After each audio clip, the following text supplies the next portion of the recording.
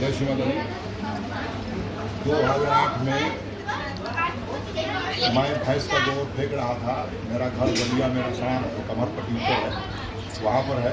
तो मैंने अचानक भीतर कहा, श्री माता जी कोई ऐसा उदाहरण दीजिए पूरे संसार में किसी से भी बात करूं तो सहयोग को काट न सके।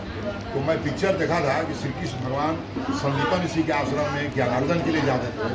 तो वहाँ पे उनके ऊपर से पिक्चर में दिखा रहा है आसमान से चारों वेद 6, 7, 18 प्राण आ रहा था।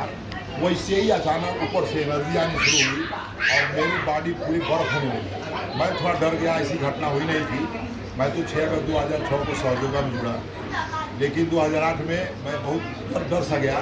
तो हाथे में जब गया तो मैंने कहा, श्री माता जी क्या आज आखिरी है, जाना है दुनिया से। फिर धीरे धीरे ब्रेन में हलचल हुई और माँ ने एक ऐसा उदाहरण दिया जो आपके सामने बताने की कोशिश कर रहा हूँ।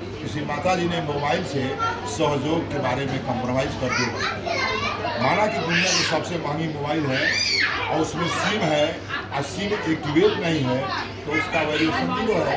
उसी प्रकार इंसान 3 डायमेंशन के किसी भी डेवलपमेंट में हो, अरबपति, खरबपति, PM, PM, CM, DM, XYZ, अगर इसका सिम चालू नहीं आता उसका वैल्यूएशन उस मोबाइल जैसा ही है।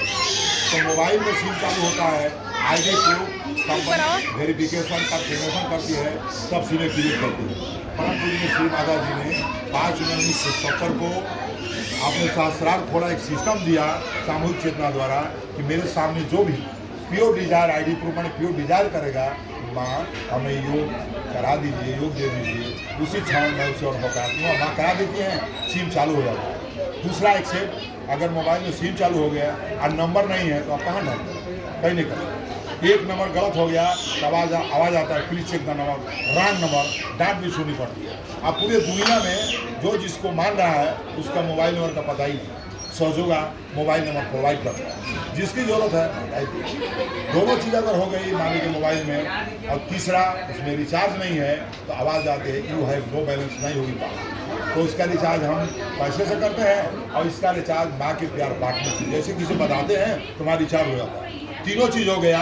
और चौथा, अगर बैटरी चार्ज नहीं है मोबाइल की तो ही बात नहीं होगी। बैटरी चार्ज मोबाइल की इलेक्ट्रिसिटी होती है और सहयोगा की चार्जिंग सेंटर पर 7वें दिन होती है, इसलिए सेंटर आना बहुत ही मस्त है। चारों हो गया।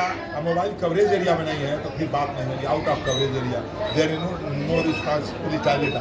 तो कवरेज एरिया का मतलब कि सहयोगा का कि हम सत्य पर चलें, हम वैसे बने महान जैसा कि माँ चाहती है, वही कार्य करें जो हमारे देवता ऋषि मुनि बता गए हैं, उस पर चलने की कोशिश करें, ईमानदार रहें, सत्य बोलें, प्रेम करें, क्षमा करें, सब उन गुणों का अपने अंदर लाए जो माँ ने कहा है। कवरेज एरिया में रहें। अब 5वां है, अगर मोबाइल ख़राब हो गया तो सारा फंक्शन ख़त्म हो गया।